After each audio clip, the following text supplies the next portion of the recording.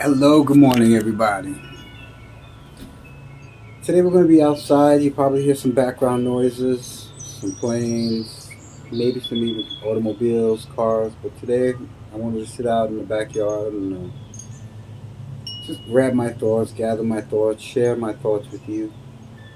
Because throughout my life, I have witnessed so much. And there's a lot of people in this world that haven't had the chance to really explore, go to the places where I went. I've been to 68 countries. In those 68 countries, I've only met beautiful human beings. I did grow up in the States. I was raised in the United States, in New York, born in Manhattan, raised in Long Island, and went into the military. After I served in the military, I took off and went to Europe and started to explore. I got lucky, with employment. I wound up playing baseball professionally in those 68 countries, and I would split my seasons. The spring and summer, I'd stay in one area, and the winter fall ball, I would play baseball in other countries. Now, in this time, the 53 years that I have on this planet, I've only met beautiful people, incredibly beautiful people. Now, America has this stereotype everywhere around the world of being aggressive, racist, arrogant, and I could see why, only because I've been out of the country. And I've also saw places around the world, that had almost the same kind of mindset, the same kind of spirit and energy that America had, but that was over in the European countries. I've also watched and witnessed America grow as a world power, but when I was young, America gained that uh, strength of the world power during the times of my great grandparents. So there is a history that has been expunged, erased, omitted, kept from us, buried. And I like to bring that out on all my videos, my books. When I go on stage, I do comedy. I like to bring that out. I call it this scat and buried tales. Now, the scat and buried tales, those are my stories of documentation which my subconscious has documented because we didn't have internet back in those days, and I did write in books and keep notes, somewhat diaries, but diaries when I was young were more. It laid more towards women's events, or a woman's act to keep their ideas and experiences intact so they could look back into them. Uh, the gentleman or the guy or the boy, uh, they wouldn't they wouldn't really keep those tabs and keep that information written in books only because that we got a label that we were more softer, femininized, when we did do those things. But then you have scientists and doctors and people in religion. They would sit there and document their findings. So throughout my years, I documented my findings in books and in my subconscious. Like I said, the duality of me is my conscious and my subconscious. I know there's a duality that we've learned, between men and women and good and bad and all that other stuff, but it all ties in later on when you start to really discern and see things for yourself. Do the history, do the work to find out that history, study it, understand it, because a lot of it may not be true, but as they said when I was young, the victor documents their history, and that has been going on throughout the years. When I was in school, history was just that, history. And when I was in my, that was in grade school, elementary school, junior high school. Now, when we got to high school was, or turned history into another subject called social studies and current events. At the same time, when I was growing up in the 80s, I think it was 84, 86, somewhere around there. Maybe it was 84, 83. We had a show called Current Events, 2020, Current Affairs. These are all the things that replaced our history and slowly omitted the rest of history. I come from Generation X. They call us the Indigo Children. Now, before that, we had my parents, and before that, my grandparents. Each generation or each group of people, which I call in those generations grandparents, great grandparents, and then it goes back to us, and then our children.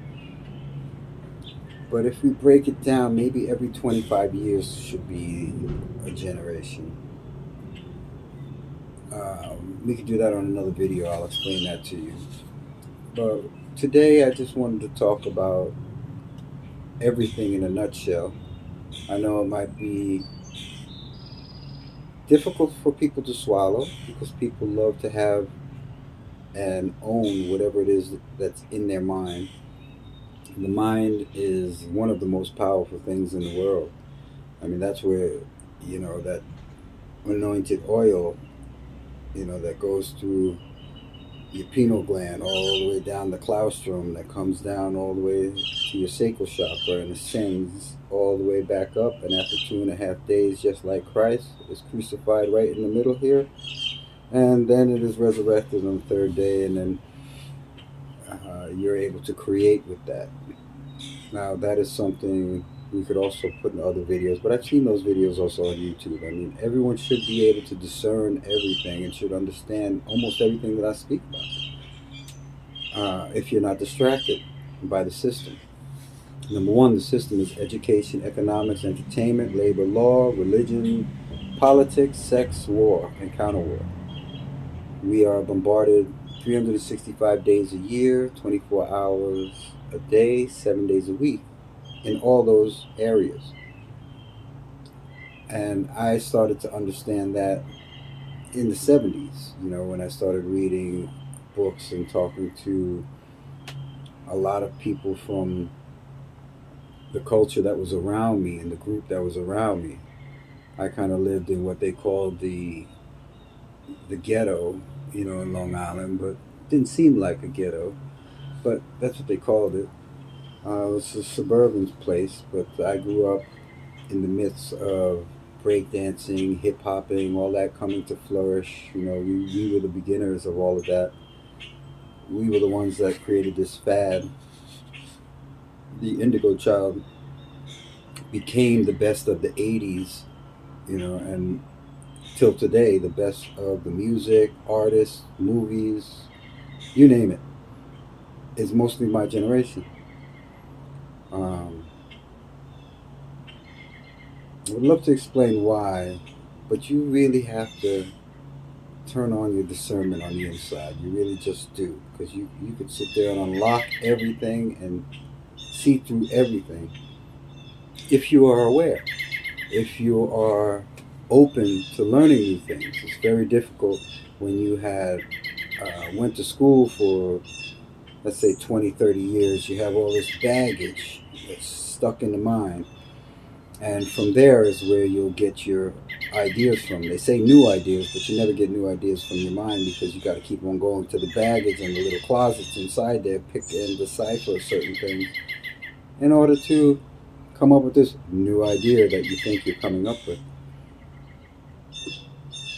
A new, fresh idea comes from a fresh, clean mind.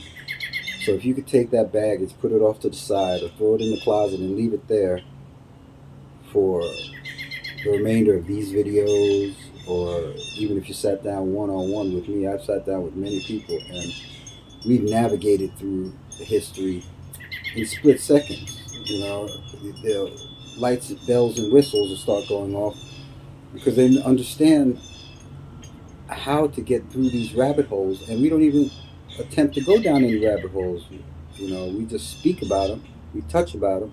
I'll throw a couple of couple of things of information what I experienced throughout the years in the 68 countries I've been in, and they're able to discern very quickly. So I believe it's possible for all of us to understand the truths of these worlds and how the government or the kakistocracy that is created on all seven continents, how they lied, why they lied, the reason why they lied. It's very easy to see because this is a powerful spiritual vessel. I'm encased inside human flesh, but my spirit, my energy comes from afar. It doesn't come from a seed and pheromones and a couple of glasses of wine, and all of a sudden there's a baby conceived. That essence, that energy comes from somewhere further. I guess that's why we have, astrology and star signs and Chinese star signs and you name it. If I tell you mine, you sit there and giggle because I'm a Virgo, which is considered the Virgin. I was born in 1969, and we know the number 69. We know exactly what goes into your head. I'm the rooster, which they call in uh, Asia, in the Asian countries, the cock, and my initials are Ho, Ho. So I'm the Virgin Cockho from '69, I guess. That's, or you could play with those words and all, but there's a duality in all of us. And the Virgin has always been my star sign.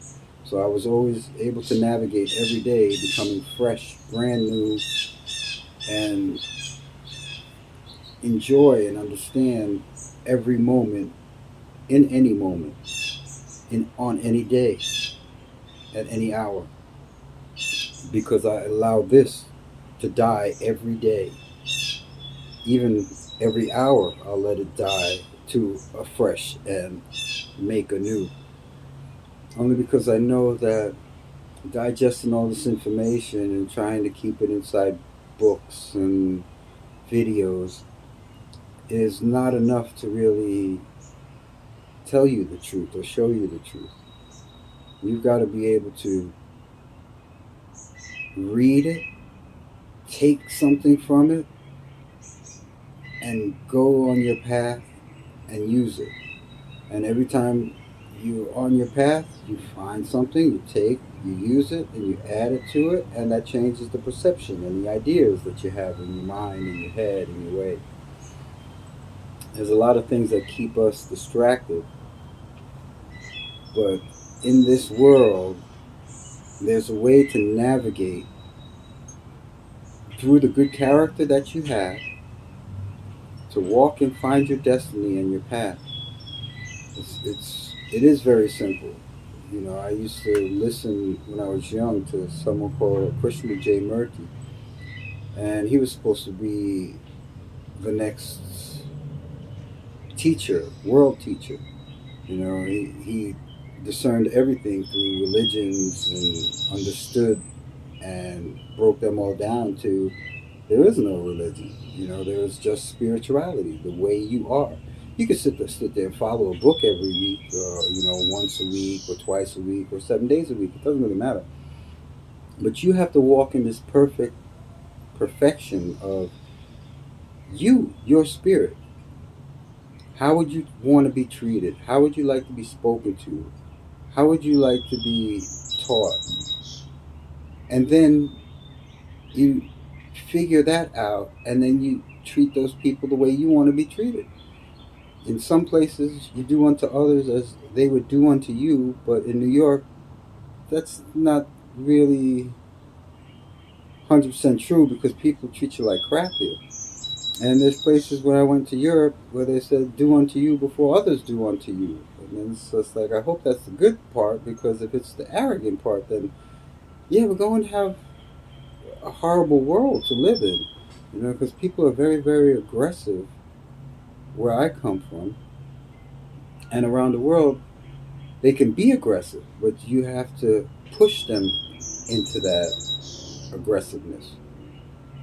Like me, I'm somebody that you're gonna have a hard time making angry and frustrated because I've been taught very well from youth to the military to being on my own my whole life, traveling all these places, uh, to be strong in the mind and in spirit.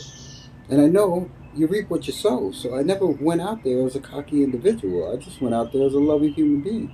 And if I knew you couldn't handle that, hey, no problem. See you later. All right, I'll take off.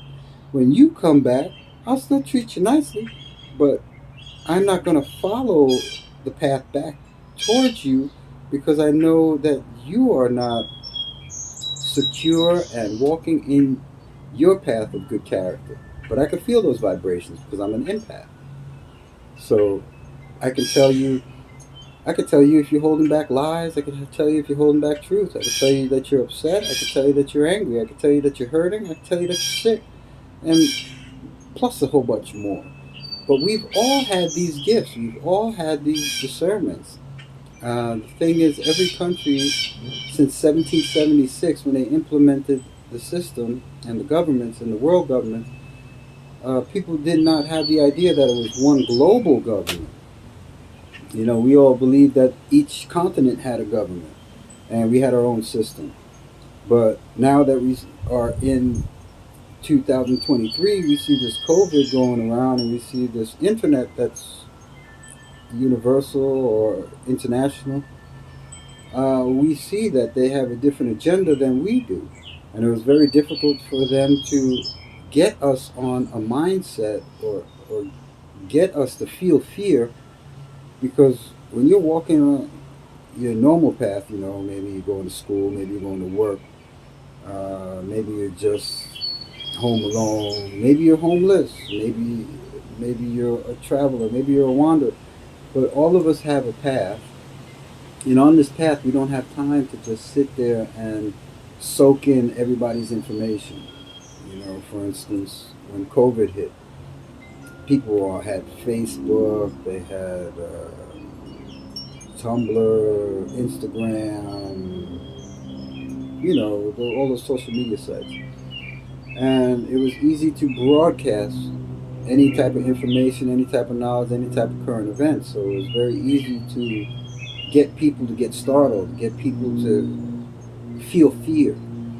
Now, when you don't have those things with you, the only fear you're going to really experience is the fear from yourself, the one that you have where you doubt yourself, or maybe you are facing someone that's aggressive to you where you feel fearful. But fear is now on the world agenda, and it's what's keeping everybody stagnant in their energy. When I was a kid, we had a telephone, but it was a telephone at home. It was a rotary telephone or a push button telephone, and you couldn't get into contact with me unless I was home. Eventually, when I got older, we had voicemails, that would tape a message. But before that, it was just someone picking up the phone if they were home, writing down a detailed message, and leaving it on the counter or on the table for whoever to see.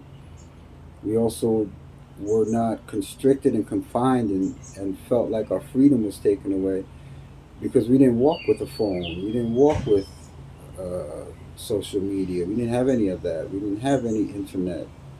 We just had nature, the world, life itself. So we would all be walking down these beautiful paths.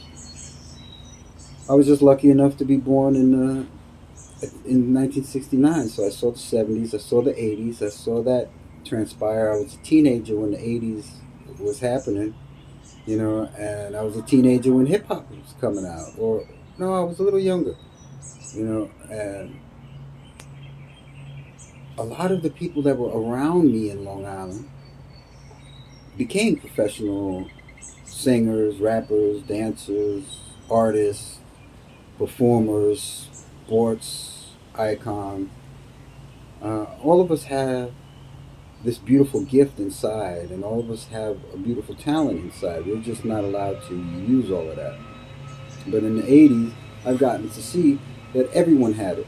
We've even had this movie called Revenge of the Nerds, and the nerds even had their talents and gifts. You know, there was not one person that had a powerful uniqueness, and we all still do, but we just don't see it. We don't speak about it. We don't talk about it. We don't even entertain it. I've always believed that we're superhuman. You know, I believe that we're something special, that we can transcend this flesh body and become a deity. Because my mother and her generation, they kind of got caught in that religious aspect, and my mother was brought up through Catholicism.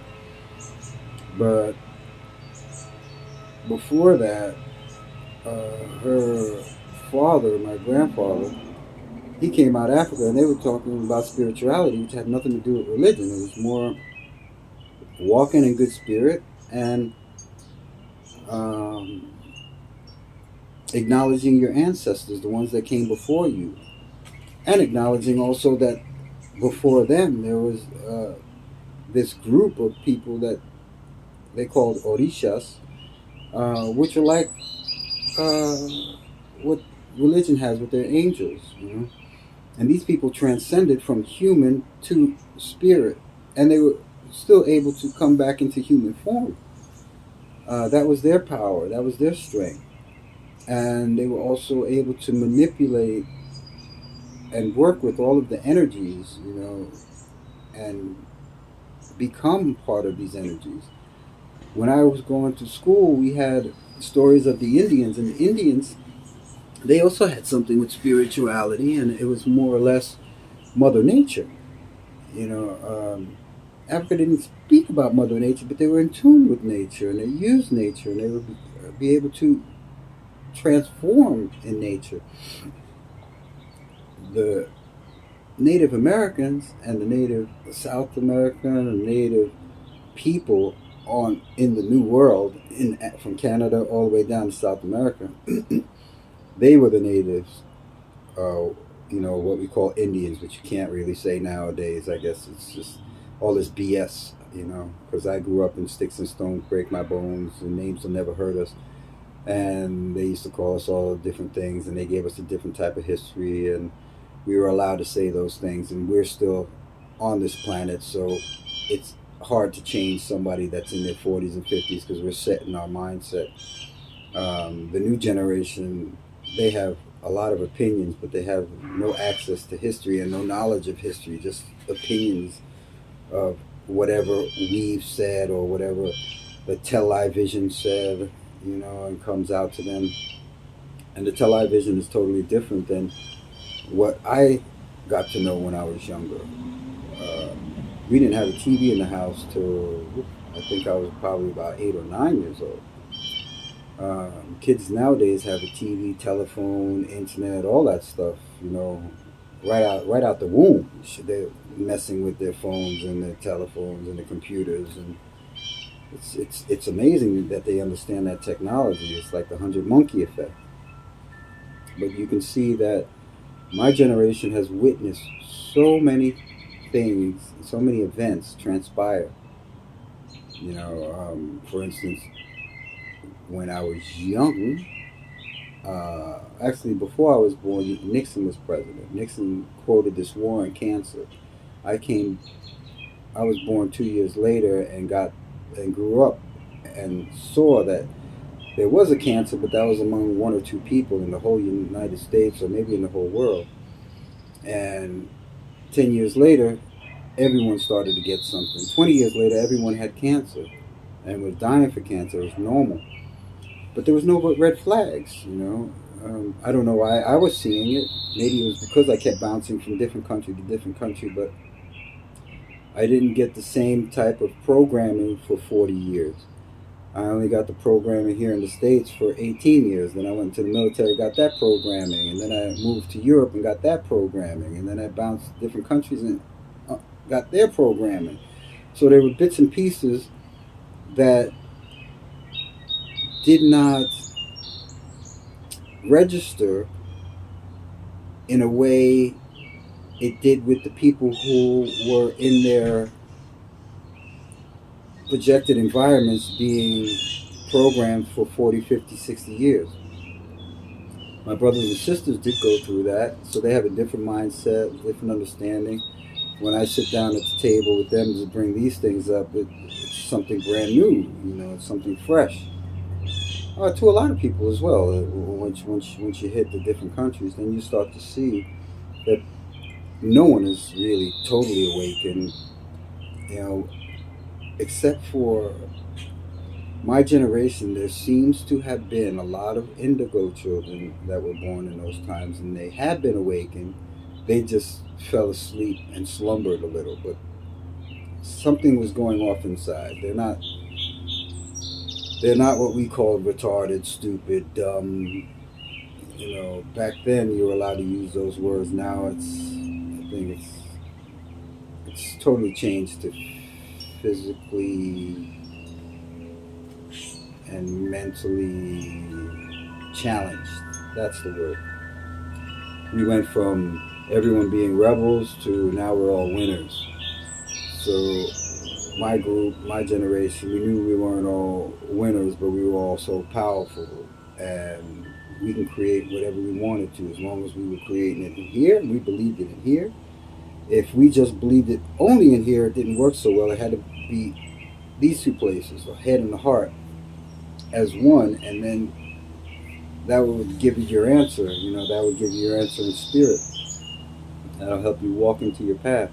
That you learned with the Native Americans, and the Native people on this side of the Atlantic called the New World. And there was also natives to, Australia and Europe, but a lot of you don't know the histories. You don't know the histories that Europe had compared to the American.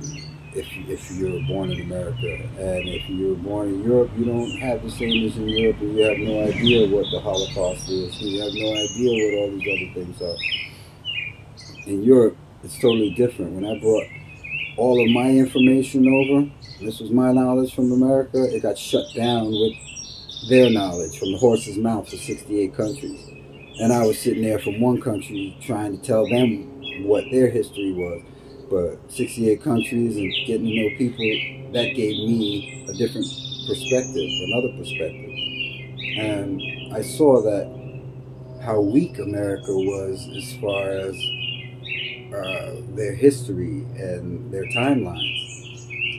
You could also see from not my generation, but the generation before, our grandparents and our great-grandparents, there are a lot of people. When I grew up in Long Island, there's a lot of Italian, Irish, Jewish, and these were the people that were displaced.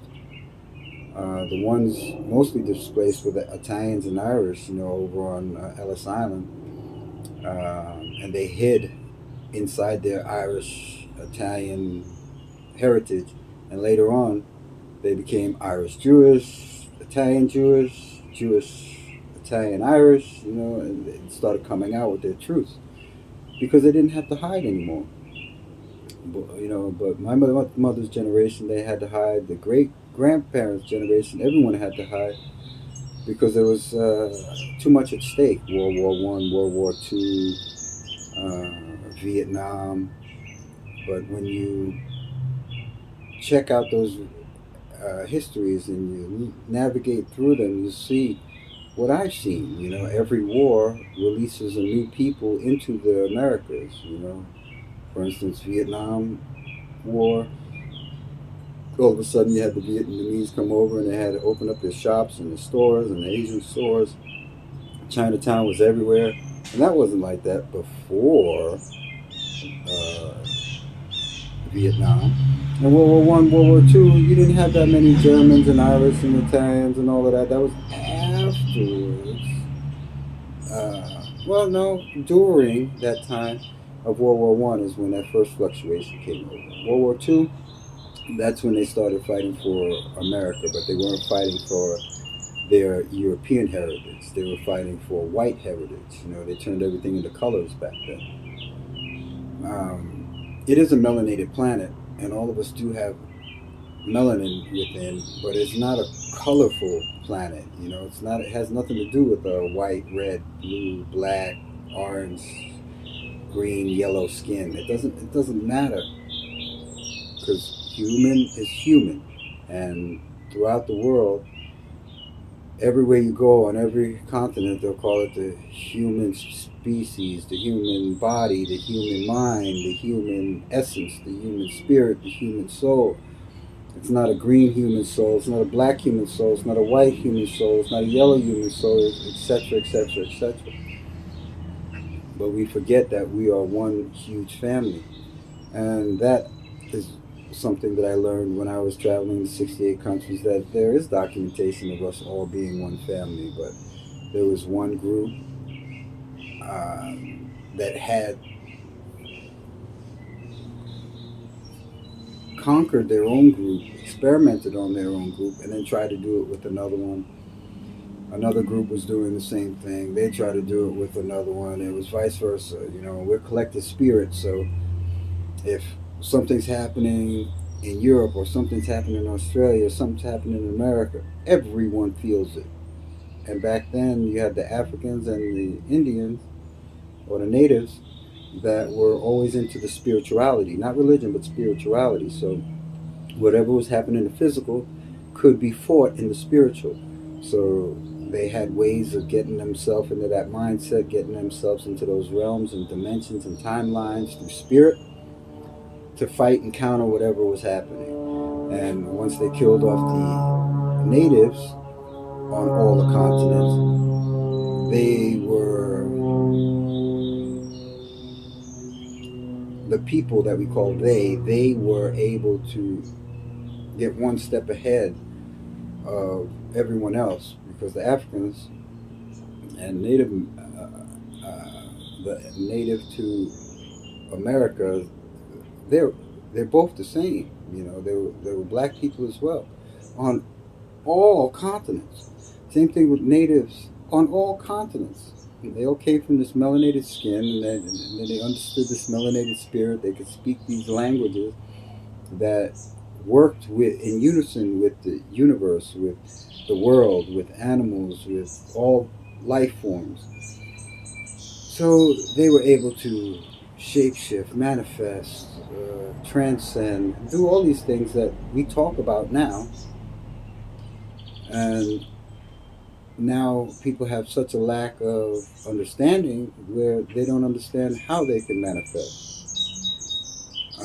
Even if I tried to manifest for you, you wouldn't be able to see it through this video because sometimes people's vibrations are that third world, and I'm talking about 12D, 13D, and you're in 3D. So even these words are kind of difficult for you to swallow and understand and turn on your discernment and get yourself on vibrations higher. You came here with those vibrations as children and you lost it. The first 5 years you had it. You perfected discernment before 2 years old. You knew when your parents were lying to you. You knew if something was going on. You knew if your parents were cheating on each other. You knew all that stuff. You knew if someone hated someone. You knew if someone was a bad person. You just knew it. All those senses, bells and whistles, they all went off. You were a powerful child of wonder. And after 5 years old, they get you in school, so they move you away from that spirituality. You know, they move you away from walking in your path. I just got lucky that the place I was in and the environment I was in, I couldn't get conditioned by all these things because I was being a big brother and a protective person for my mother, brothers, and sisters, or brothers and sisters. So I had two brothers, one sister, one mom, and I would be the one that would have to challenge my father or take care of whatever was happening. And it's sad for a child to be abused in those ways and taken advantage of in those ways, but I came here as a powerful ancestor, as a powerful spirit, so I chose my destiny to be in that family. And I knew when my father was beating my mother when I was in the stomach, in the womb, I knew, pooh, I've got to take care of this guy. So when I came out, my mother was They didn't know anything about autism. My mother is one of those autistic people, and I didn't learn that until I was in my 50s or 55. Oh shit, I'm not even 55. Excuse me. I think I was 52 when I started to understand it, um, who she was, what she was, and then I started to understand. Okay, now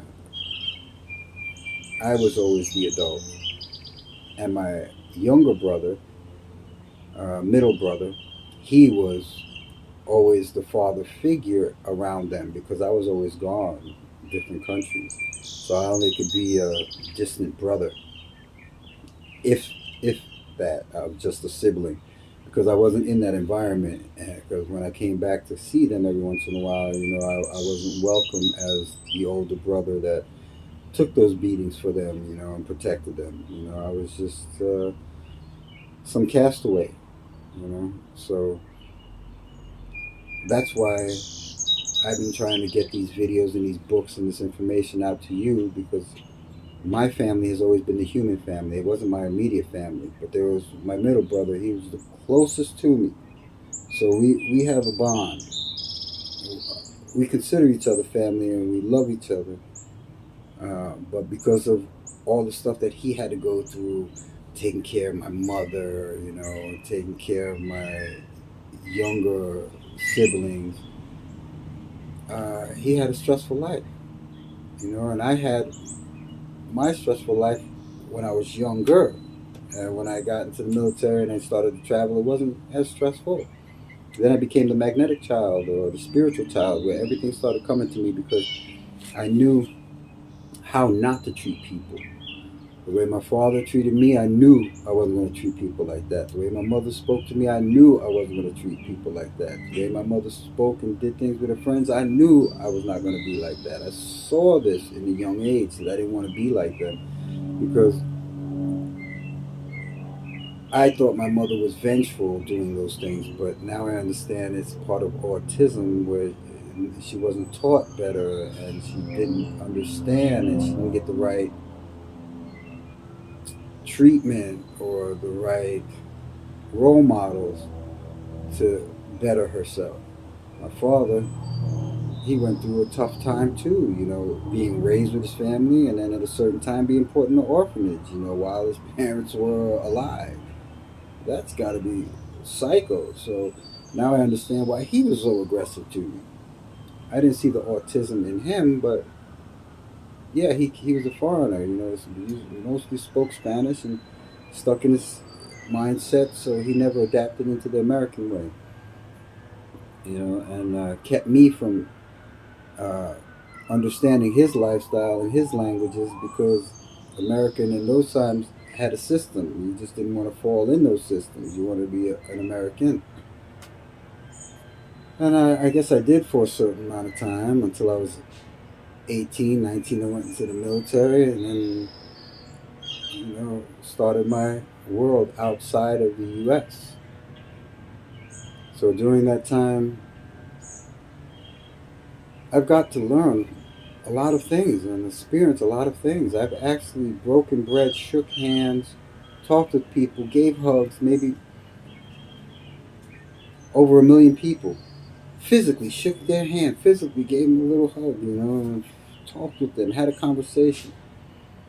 I wasn't famous like Michael Jordan or Michael Jackson or artists where everyone was an icon. I was famous because you knew me and you knew I came from a different country and you knew I was playing sports and you knew I was a military person and you knew I was an actor, you knew I was a theater, you knew I was a musician, uh, you knew everything about me if you were around me. And in every country I was something special. I got to play baseball in 68 countries. When I was in Europe, I became a musician. I was on theater. Became a model, uh, amongst other things. A bodyguard. I can narrow it down the list. I've just done so much that it's beautiful to see that it's possible for us to do these beautiful things. And manifest these beautiful things. And I didn't do it because I was working on it or studying for it. I was just in the right time, right place, right time. Someone needed someone, and next thing you know, I was learning how to be a musician and learning how to get on theater, and knowing how to do comedy on stage, and knowing how to do improv, and knowing how to do stand-up comedy, knowing everything, learning everything on the fly. What do they call it here in the States? Yeah, the word escapes me. On the job training, that's it, on the job training. So that was my whole life, on the job training. I just remember going to my first year of college in Stony Brook, and when they asked me, "What's your major?" I said, "Baseball." They looked at me weird and let me know, "You can't major in baseball." I said, "Well, that's all I want to do is play baseball. I didn't really come here to study. I just knew that you had to study in order to get to the pros." And eventually, I went in the military, got received a walk on, um, started to play in the AAA, and then had a chance to go pro. Came back with an injury, went over to Europe. Next thing you know, hey, their baseball is not top notch like American baseball, just like our soccer is not top notch like their soccer. But I was considered a guy. Next thing you knew, all these countries would ask me to play. Great, and I got lucky. The first couple of years I didn't know to ask for certain things, but within a few years I knew apartment, car, salary, and you take care of the food. That's what I want in my contract, and it was stipulated in my contract. So everywhere I went, the money that I received would just sit there in the bank. And if someone needed something, I gave it without even hesitation, not even caring if I got paid back. I didn't want to get paid back because I want. That's how I wanted to be treated. With that blessing, and I wouldn't have been able to treat people like that without having that blessing. But I knew I was going to play baseball. I knew that I wasn't going to die. And military, died 3 times and came back to life. People gave me the nickname Wolverine. It's just like, wow, man, shit. All I need is the antimantium. That's it. But I was an X-Men, and I told you, I believe that was super special, superhuman. Then when I was in Europe, someone introduced me to this movie, a show called, cartoon called Dragon Ball Z, and these people would go from human to Super Saiyan to Super Saiyan, all that. That's what I believe humans had. But as long as they were walking in their perfection, your goodness. And then as soon as you walk in that negativity and doubt and fear and aggression and depression, now you become human. So now you're walking in that human line. Not that total goodness you have when you're a child. Now you're walking in human form. And the more you doubt, then you're walking in this ugh, disgusting form that has nothing to do with that spirit of who you are. You just kill off all your spirit. And it seems that's what the system was doing little by little, killing everyone's spirit. So this conversation that I have today is just an introduction of a little bit of everything, all in nooks and crannies. And I believe that's how my videos are going to come to you. Just my stories and my experiences, and you get to discern for yourself what is what. Hopefully, you can get out of the comfort zone that you're in and disappear somewhere else for a while. I mean, 68 countries in 30 years. That's that's a lot of time spent in these different countries. It wasn't like 2 week vacation, where I'm just doing sightseeing. I mean, I got to know these local people, these aboriginals, the people who lived there their whole lives and had generation after generation their whole lives. Because playing baseball in these countries, I was top notch. I was the king for myself, and all these other people, they were playing for chump change compared to what I was getting being an American. So they had to struggle. I got to know them, and through there, that's when I started to see how beautiful humanity is and how beautiful my blessings were to give out to other people. Um, I would even let them know, the people that were playing on the teams, that you should ask for more money because they're giving me a lot compared to what you guys are receiving. And when they heard that, they started asking, and eventually, within a couple of years, people had salaries. I don't know if that started that fad, but back then people were making $25 or 25 guilders in Holland if they played a game, and 50 guilders if they won the game. I was getting $3 grand a month, just being on the team. And I wasn't allowed to play every game because there were two Americans on the team and two Americans on the team. Only one American would be on the field at the same time. So I got paid just watching the game. It wasn't too bad. Because when I played in Japan, I was playing Ironman baseball, That was that was my summer and spring season. When I went out to fall ball, winter ball, I didn't mind where I was playing, if I was playing, as long as I stayed in shape for that spring and summer ball. So I was blessed. I was really blessed. There were times where people let me know what they needed and they'd receive it without me handing it to them. I would pay for something that's going there, or I would send something, or I deposit something. Whether they like it or not, whether they wanted to or not, I was able to sometimes charm them into holding money in the account. Can you take some of my money, hold it in your account? Yeah, because I don't want my IRS in America. And sure, that was a nice way of charming, but I never asked them for anything that I gave them. I let them keep whatever it was, and that's how I receive my blessings.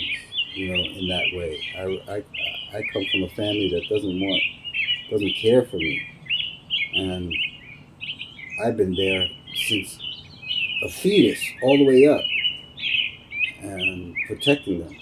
When I came back in 2007, I remember my mother's neighbor. She came to me and gave me a big hug and was like, "Oh my God, I thought you weren't going to make it."